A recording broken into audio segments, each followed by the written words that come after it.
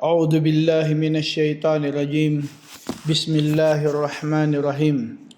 السلام عليكم warahmatullahi wabarakatuh. Mga kapatid sa pananampalatayang Islam, nabatid nating lahat na ang ating mga nararanasan dito sa mundo ay iba't iba.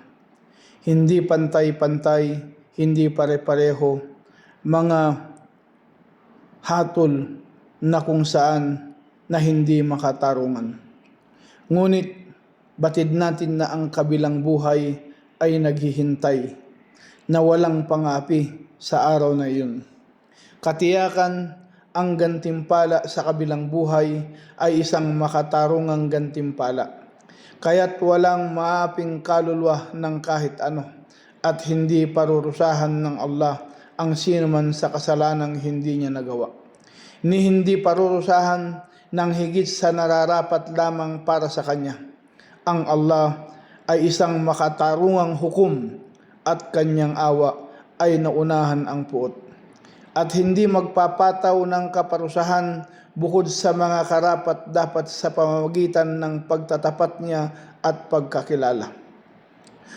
Sa makatwid, inilinaw ng Allah sa Kanyang mga alipin na ang gantimpala sa araw ng pagbangon ay ayon sa natamo ng bawat isa, ng bawat sarili, sapagkat ito ay araw ng katarungan kung walang pang-aapi. Panahon, araw na walang pang-aapi sa araw na yun. Sinabi ng Allah sa banal na Quran, "Yawmahum barizuna la yakhfa alayhi minhum shay'un liman mulkul yawm lillahi wahidul qahhar. Al-yawma tujza kullu nafsin bima kasabat la dalama yawma innallaha sari'ul hisab." Sinabi ng Allah sa banal na Quran, araw kung saan sila ay magsisilitaw na walang maikukubli sa lahat, walang maikukubli sa Allah buhat sa kanila ng anuman. Kaya para kanino ang paghahari sa araw na ito? Sa Allah ang nag-iisa na manlulupig, araw kung saan gagantimpalaan ang lahat ng kaluluwa ayon sa Kanyang natamo, kaya't walang pang-api ngayon, katotohanan ng Allah ang mabilis sa pagkwenta. At katotohanan, ang araw na pababayarin ng kaparusahan sa araw ng pagbangon. Pagbabayarin lahat, matatamo lahat, at kanilang malalasap kung ano ang kanilang mga pinaggagawa. Hatol na makatarungan na nagmula sa dakilang Panginoong Allah subhanahu wa ta'ala na nag-iisa. Pagbangon ay ihahatid doon pagkatapos nilang babasahin ang mga aklat ng kanilang mga gawa at titimbangin ang kanilang masasamang gawa. Sinabi ng Allah sa banal na Quran, وَنَدَعُوا مَوَازِينَ كِسْطًا لِيَوْمِ الْقِيَامَةِ فَلَا تُظْلَمُ نَفْسٌ شَيْئًا وَإِنْ كَانَ مِثْقَالَ حَبَّةٍ مِّنْ خَرْدَلٍ آتَيْنَا بِهَا وَكَفَىٰ بِنَا حَاسِبِينَ. Kama qala ta'ala. Sinabi ng Allah sa banal na Quran, at ilalagay namin ang mga timbangan ng may katarungan para sa araw ng pagbangon, kaya't walang kaluluwang maapi ng anuman, at kahit pa ito ay kasing bigat ng buto ng mustasa, ay dalhin namin ito sapat na sa amin bilang tagakwenta. Sinabi pa ng Allah sa banal na Quran, hada kitabuna yuntiku alaykum bilhaq inna kunna nastansiku ma kuntum ta'malun. Sinabi ng Allah sa banal na Quran, ito ang aming talaan na nagsasabi laban sa inyo ng may katotohanan. Sa katunayan, kami ay laging nagpapatala sa anumang dati ninyong ginagawa at aamin sila sa laban sa kanilang mga sarili, aamin sila laban sa kanilang mga sarili, sa kanilang mga kasalanan. Dito, lilitaw ang katotohanan, ipapakita sa kanila ng Allah subhanahu wa ta'ala at dito mababatid ang katotohanan ng Allah subhanahu wa ta'ala ay walang lingid sa Allah, sapagkat yung mga tao na pinabulaanan nila ang katotohanan sa Allah subhanahu wa ta'ala ay ililitaw sa araw na ito, na kung saan araw na yun natatamasain at makakamtan ng bawat isa lahat ang kanilang mga pinaggagawa. Resulta ng kanilang pinagkaabalahanan dito sa mundo. Resulta na tinuunan nila ng oras at dito nila makikita ang kapakinabangan, makakamtan nila ang hatol ng Allah subhanahu wa ta'ala. Hatol ng Allah subhanahu wa ta'ala na walang pagkukulang, hatol na sapat. Kaya mga kapatid sa pananampalatayang Islam, na kung makikita natin na sinabi ng Allah subhanahu wa ta'ala, qalu rabbana amanna ithnaini wa ahyayna ithnaini fa'tarafna bidunubina fahal ila khuruj min sabil, kama qala ta'ala. Sabi ng Allah sa banal na Quran, sabihin nila, aming Panginoon, pinatay mo na kami ng 2 beses at binuhay mo na kami ng 2 beses, at saka pinagtapat na namin ang aming mga kasalanan, meron pa ba kayang labasan sa kahit anong paraan? At walang sino man ang itatapon sa impyerno hanggat sa nagpapatunay ang mga anghel sa kanya na ang mensahe ay talagang inihatid sa kanya at ang patunay ay sadyang naitatag laban sa kanya. Sinabi ng Allah sa banal na Quran tungkol sa impyerno, takadu tamayyadu minal ghaid kullama ulqiya fiha fawzun sa'alahum khazanatuha alam ya'tikum nadir qalu bala qad jaa nadirum faqaddabna wa qulna ma nazzalallahu min syai'in in antum illa bidalalin kabir wa qalu law kunna nasma'u aw na'qilu ma kunna fi ashabis sair. Sinabi ng Allah sa banal na Quran, halos pumuputok dahil sa galit tuwing meron roon ihinagis na pangkat, ay itatanong sila ng mga bantay doon, hindi ba dumating sa inyo ang tagapagbabala? Kanilang sinabi, opo, talagang dumating sa amin ang tagapagbabala at saka aming pinabulaanan at aming sinabi, wala namang ipinababa ang Allah ng anuman, hindi kayo kundi nasa napakalaking pagkaligaw.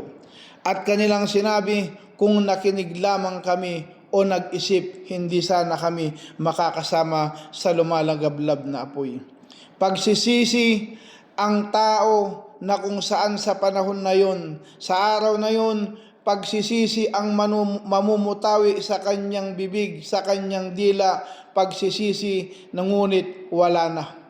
Pagsisisi na wala ng pagkakataon sapagkat na ipataw na sa kanila ng Allah subhanahu wa ta'ala ang hatol sa kanilang pagsuway, ang hatol sa kanilang pagmamalaki, ang hatol sa kanilang pagtatambal, kaya't pagsisisi na ang kanilang makakamtan habang kanilang nilalasap ang kaparusahan na dumaratal sa kanilang kalagayan. Sinabi ng Allah na sadyang hindi pwedeng paparusahan ang sino mang hindi nakarating sa kanya ang mga mensahe ng mga mensahero at hindi pa naitatayo sa kanya ang katibayan.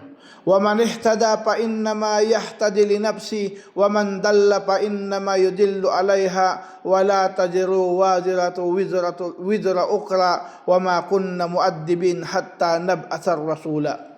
Sinabi ng Allah sa Quran, sino mang nagabayan kung gayon ay tanging ginabayan lamang siya, ang kanyang sarili, at ang sino mang naligaw ay tanging naliligaw lamang roon, at walang taong magpapasan ng kasalanan ng iba at hindi kami magpaparusa hanggang sa magpapadala kami ng mensahero.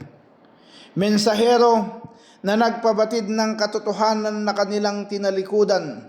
Mensahero na awa ng Allah sa sanlibutan na kanilang pinagmalakihan. Kaya makita natin, sinabi nga ng Allah sa banal na Quran, rasulan mubashirina wa mundirina li'ayla yakuna linnasi 'alallahi hujjatan ba'da rasuli wa kana Allahu azizan hakima. Sinabi ng Allah sa Quran, ang mga mensahero bilang mga tagapagbalita ng maganda at tagapagbabala upang hindi magkakaroon sa mga tao ng katwiran laban sa Allah pagkatapos ng mga mensahero. At ang Allah nga ang makapangyarihan na marunong. At ito ay nagpapaliwanag na ang sino mang hindi naabutan ng mga mensahe ng mga mensahero ay hindi karapat-dapat sa kaparusahan, at sa dahilan ng ito ang sino mang naabutan nito sa baluktot na anyo ay pumipigil sa kanya na tanggapin ito. Kaya ang mga mabubuting tao na hindi naabutan ng banal na mensahe, dahil kung nakarating ito sa kanila, tiyak na kanilang susundin ito at walang makakahadlang sa kanila ng pagmamataas o kawalan ng utang na loob, o kaya sila ay ilalayo sa masakit na parusang ito. Ang tanging tao na karapat-dapat sa kaparusahan ay ang sino mang nakakaalam ng katotohanan, ngunit tumalikod dito at umabot sa kanya ang babala ng tama. Tamang babala, tamang tamang pagpapaalala, tamang payo at malinaw, ngunit itinanggi pa rin niya ito at nagmataas. At walang mag-aangkin sa araw ng pagbangon na siya ay inapi, ngunit humahangad siya na makabalik at itama ang pagkakamali. Ngunit paghahangad na hindi na mapagbibigyan, paghahangad na hindi na maitatama, paghahangad na pagsisisi sa kanyang mga pinaggagawa. Sinabi ng Allah sa banal na Quran, Walau tara idha wuqifu 'alan nari faqalu ya laitana naradda wala nuqaddiba bi ayati rabbina wa nakuna minal mu'minin bal badalahum ma kanu yukhfuna ma qabla walau radda laadu lima naha anhu wa innahum lakadibun. Sinabi ng Allah sa Quran, at kung ito ay makikita ng sila'y patayuin sa ibabaw ng apoy, at saka kanilang sasabihin, o sana pababalikin pa kami at hindi namin pabubulaanan ang mga tanda ng aming Panginoon. At magiging kabilang kami sa mga mananampalataya, bagkus lumitaw sa kanila ang dati nilang ikinukubli doon, at kung sakaling pinabalik sila ay sadyang babalik lang sila sa anumang ipinagbabawal doon, at sa katunayan sila ay talagang mga sinungaling. Kaya mga kapatid sa pananampalataya, ang Allah subhanahu wa ta'ala ay wala tayong maikukubli sa Allah, wala tayong may pagkakaila sa Allah subhanahu wa ta'ala, sapagkat ang Allah, siya ang tigib ng nakakaalam. Siya ay Samiul Basir, na kung saan batid lahat ng Allah subhanahu wa ta'ala ang pinaggagawa ng kanyang alipin. Kaya ganun mga kapatid sa pananampalataya. Mga kapatid sa pananampalatayang Islam, na kung saan ang Allah subhanahu wa ta'ala sinabi sa banal na Quran, wa huwas Samiul Basir. Ang Allah subhanahu wa ta'ala, siya ang nakakabatid ng lahat. Wala tayong maikukubli sa Allah subhanahu wa ta'ala. Ang Allah subhanahu wa ta'ala ang nakakabatid ng lahat. Kaya kabilang buhay na kung saan pagsisisihan ng alipin ng Allah. Ano ang sinabi?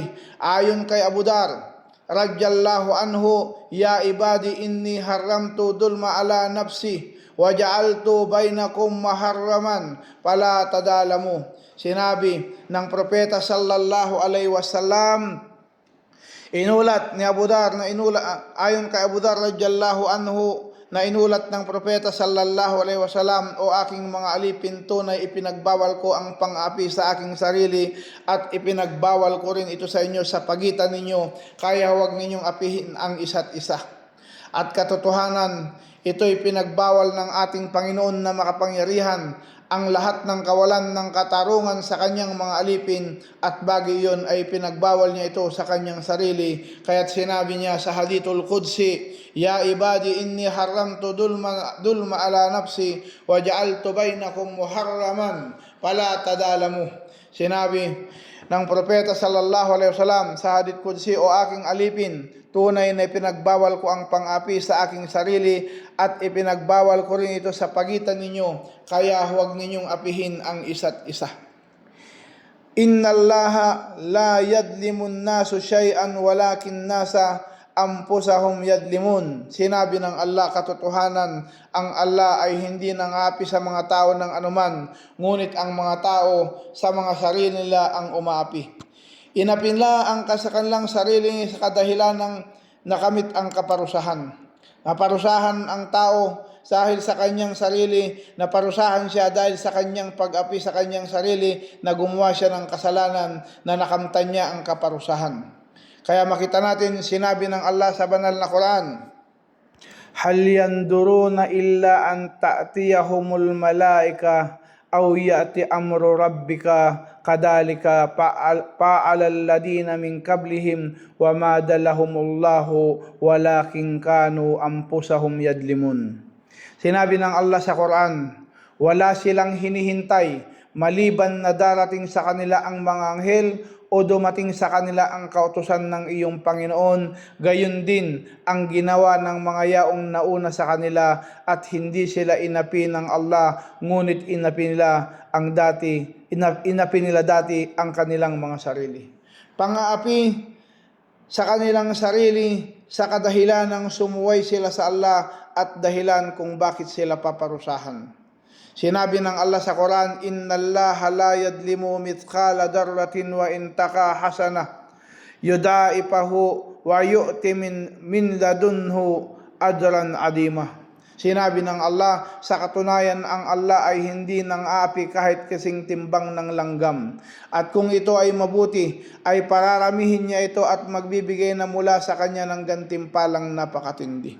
Ang gantimpala para sa mga mabuting gawa ay dodoblihin, ngunit ang mga masamang gawa, sila ay parurusahan lamang ayon sa kanilang halaga.